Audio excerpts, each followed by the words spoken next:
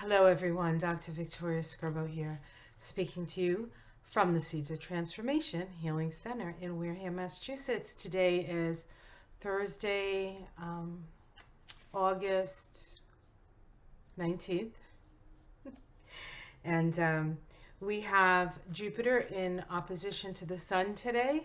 Oppositions are always about awareness, so we're going to get some awareness today. Hence, I'm doing a card reading before I get on the road today. And we also have Uranus changing direction. That's going to happen, I think, 6-something p.m. on the east coast of the U.S. And Uranus has been, for all intents and purposes, pretty much still in the sky. Now, of course, when I say still in the sky, I'm moving retrograde and moving direct. It doesn't actually do that. It's just from our perception from the Earth, because the planet Earth, of course, rotates at a different speed than, or goes around the Sun at a different speed than Uranus, because, of course, we're much closer. It takes a year for the Earth to go around the Sun, and it takes 84 years for Uranus to go around the Sun. So there are times when we're dealing with these transpersonal planets where they're retrograde at months at a time, right? And so the retrograde period of any planet, and the only planets, or actually they're not planets, the only two things in the sky that do not go retrograde are the Sun, which is a star and the center of our solar system, and the Moon, which is a satellite of the Earth. So they're considered luminaries. They're not really planets, but of course we just sort of, it's just easier to call them all planets. So the reason I'm doing a reading today is I did a reading on Afghanistan the other day. And the other country in the spotlight right now, of course, is Haiti. They just had an earthquake. Of course, earthquakes are pretty common when Uranus is in the picture anyway, especially now that Uranus is in Taurus. So there's always a lot of upheaval when Uranus is in Taurus. The last time Uranus was in Taurus was about 84 years ago. So it was at the 30s, I think. 30s into the 40s, maybe. I should probably check that before I even say it. But so I thought I would do some cards on Haiti, the situation in Haiti. And it seems that, you know, there are places in the world that are particularly, I guess we could say, sensitive to these catastrophic things. And it's not unusual for people living on the edge, as they do in Afghanistan, with these war-torn countries, and Haiti, which is always in some sort of political upheaval, it seems. And oftentimes, you know, they do, help is offered to them, but oftentimes the help doesn't actually get to the people because there's so much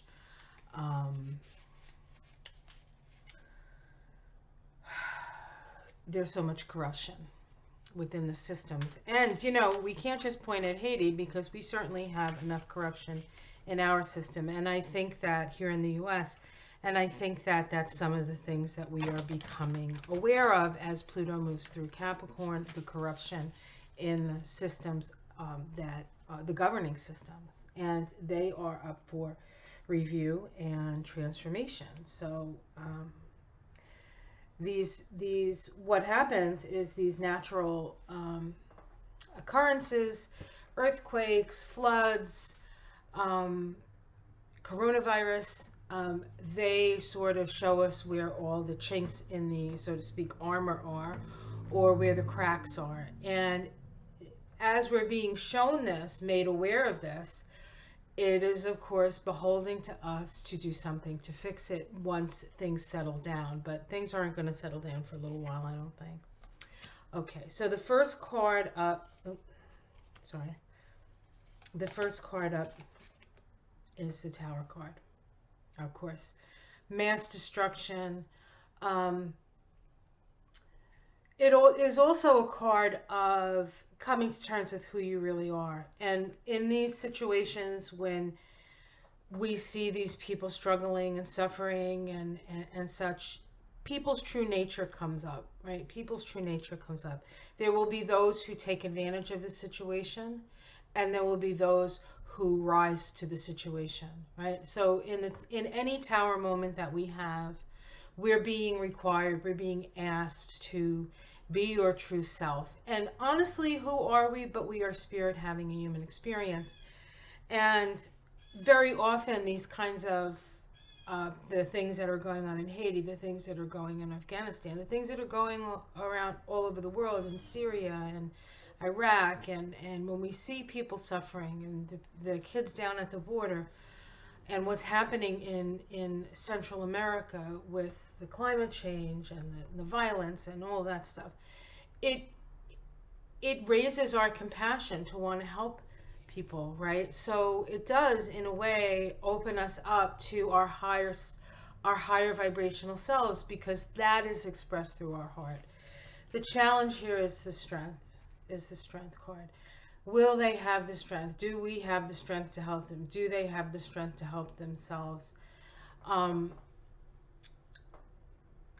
As this is a question of as you sow, so shall you reap, right? So with the Tower and the Strength card as a crossing card, is this earthquake even is showing where there is weakness in the structure of things, right? Weakness in the structure of things.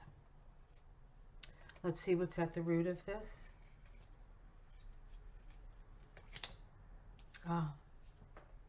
The Six of Cups. How deep are your roots? Yeah.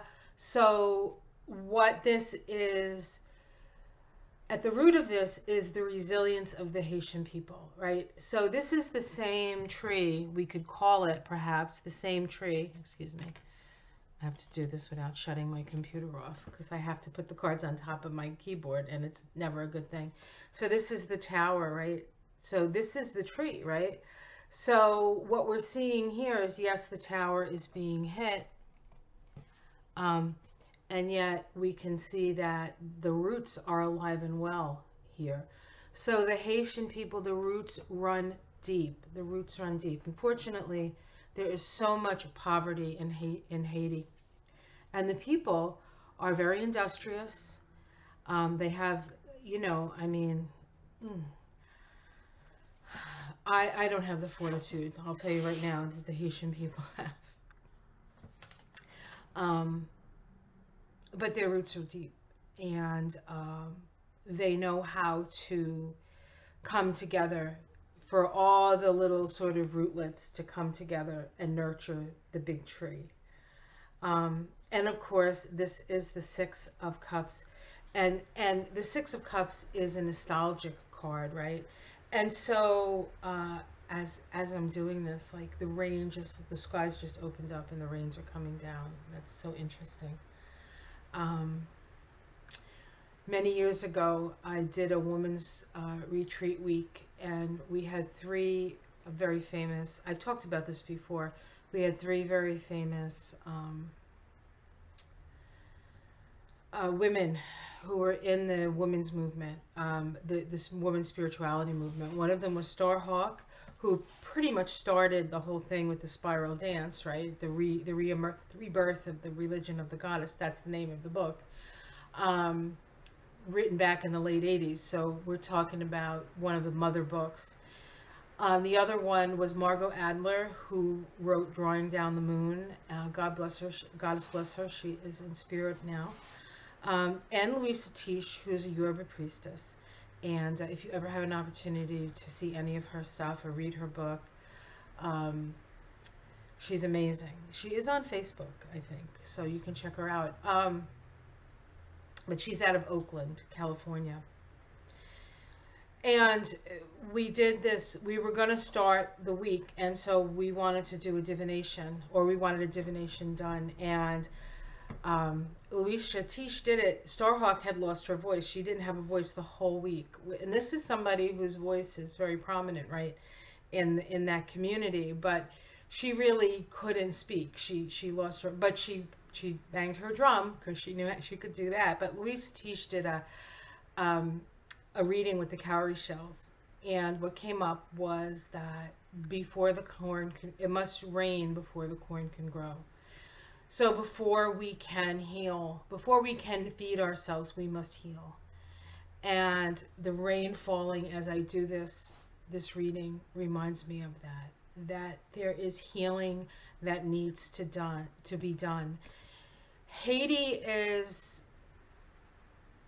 a was came into being through slave revolt. And so Haiti is one of the maybe the only country where a slave revolt created a country. And I might be wrong about that, but certainly in this part of the world. And they're both very resilient because of that, and on a lot of levels kept down because of that. It's almost like the white power structure never forgave them for rebelling. And so, they give them help, but then they hold back help, but then they will oftentimes support these leaders who enrich themselves but keep the Haitians poor. So there's a lot of healing of the roots of Haiti that need to be healed. We need to go back, and it's not just a Haitian thing, right? But I think we need to, I mean, certainly here in the United States, we're seeing the same thing with the Black Lives Matter, right? We have to look at the past. We have to atone.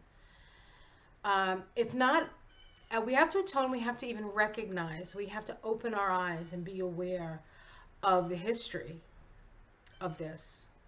And this is part of what this earthquake, I think, is unearthing. When I heard there was an earthquake in Haiti, I sort of went into a little bit of a meditation. It wasn't long. I just wanted to see a vision. And what I saw in Haiti was a deep, dark abyss. And that abyss, because it seems like it's a place where there's always so much suffering. And I feel like that deep, dark abyss is the bane or the curse, I guess we could call it, of slavery. And the horrible, horrible things that have been done in the name of a person owning another person. I know throughout history there's always been slaves, right? But if we consider ourselves somewhat ascended, I think or somewhat aware or awake, we have to look at the past and bring it up to be looked at, to be examined, and to be healed, right? The rain must fall, the healing must happen. In the past, we have the Six of Pentacles. In the past, Haiti has been given a lot of if we look at the last major earthquake, which was that 2004, right around there. It was early 2000s, I think. A lot of money, right? There was all this aid to Haiti, aid to Haiti, aid to Haiti, and so there has been in the past a willingness to give. I think that willingness to give may be a little bit less now because so many places are in flux, and so many places are in chaos, and so many places are financially unstable, right? And in the sky, here's the tree again. So there is a dominion. This is about dominion. This is about control. And you see up there at the top of the tree there's an eclipse. There's an eclipse coming. There's two eclipses coming, one in November and one in December. And I should look at the chart of Haiti. I haven't looked at the chart to see how these eclipses and even how Uranus is affecting Haiti. I think I will do that when I get back from my trip this weekend. All right, so there is order.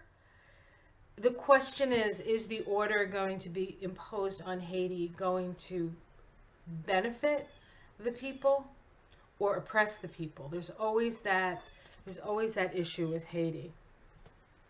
The immediate future.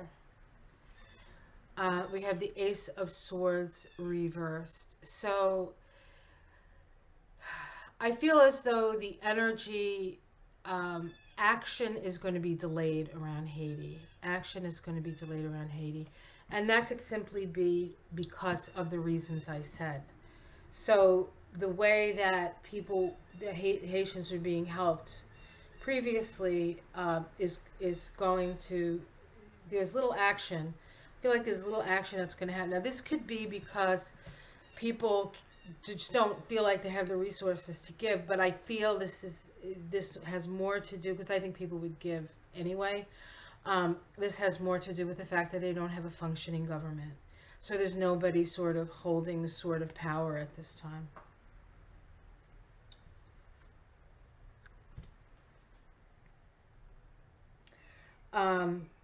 How it's seen from the other side.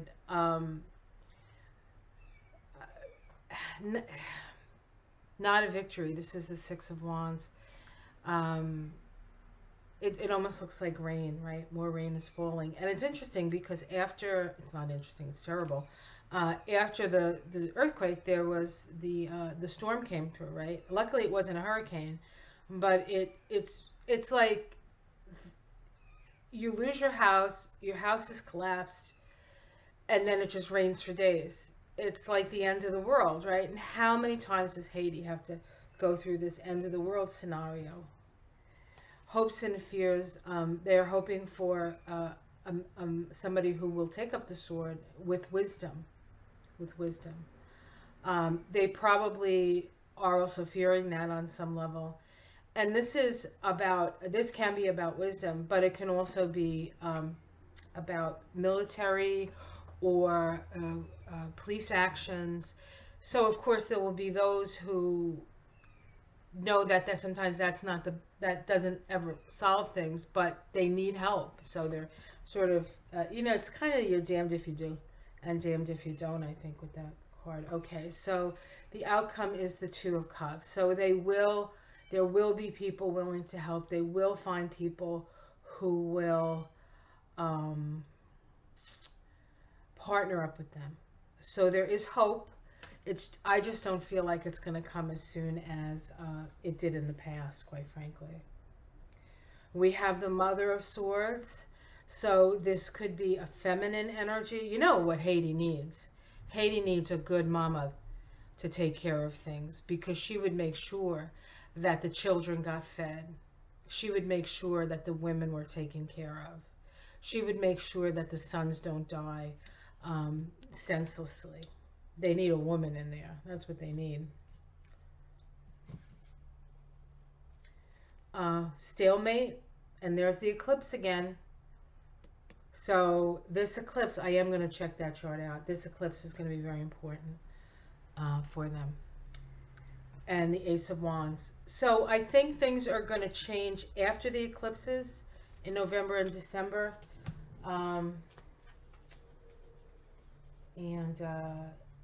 Yeah, so we have the daughter. Oops, sorry, I can't do this backwards. The daughter. And then the Four of Swords, which is rest and recompense. And then, oh, sorry. Oh, shoot. It's backwards. It's so hard to do this. The Ace of Pentacles. So I feel like things will get a little better come after the eclipse. So I have to skedaddle because I have something to do at 1 o'clock today, and I have to go take a shower to do that. So I will be back next week, and we'll look at the chart of Haiti. If I have time this weekend, I may do it, but I'm not sure what my situation is going to be, because it's not going to be my own internet. So I don't know what kind of internet service my mom has. So All right, you'll still get my morning daily stuff. So, all right, guys, much love. Take care, and let's send all the light and love and donations if you can to Haiti. I was watching Linda G, and she said that Hope for Haiti is a good organization, but I would, I would trust Linda on that, but it may be a good idea for you um,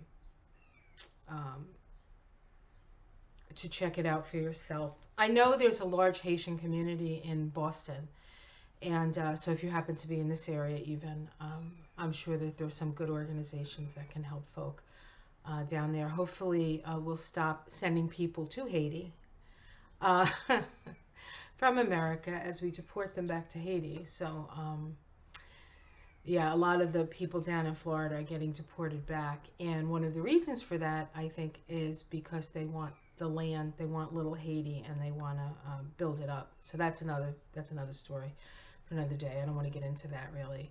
Um, but be aware there are things going on in the back that we don't know anything about. And we have to shine our light and show it all. Okay, guys. Much love. Namaste.